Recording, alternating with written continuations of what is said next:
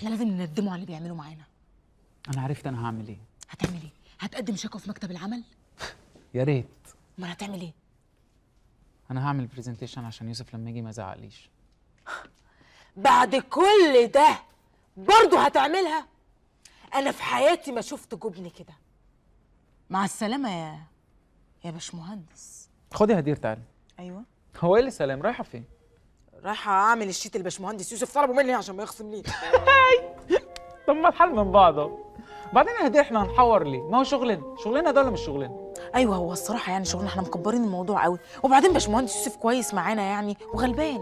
ولا معاملته ادب واحترام الدنيا، مش هنلاقيها بره لعلمك المعامله دي. صح اقنعتني يا باشمهندس. طيب انا هروح بقى اشوف الواد هادي فين، اعلمه الاكسل واخليه هو يعمل الشيت، انا ناقصه تعب اعصاب. وانا هشوف اي موظف، شوفي اي موظف يعمل برزنتيشن دي عشان انا مش ناقص هبل. ربنا معاك يا باشمهندس في رعايه الله. الله يخليكي. مش عارفه هيلاقي فين موظفين كفء كده. الواد هادي فين؟ اشترك في باقات واتشت الشهرية بتبدأ من 14 جنيه و99 قرش، وباقات سنوية بتبدأ من 149 جنيه و99 قرش.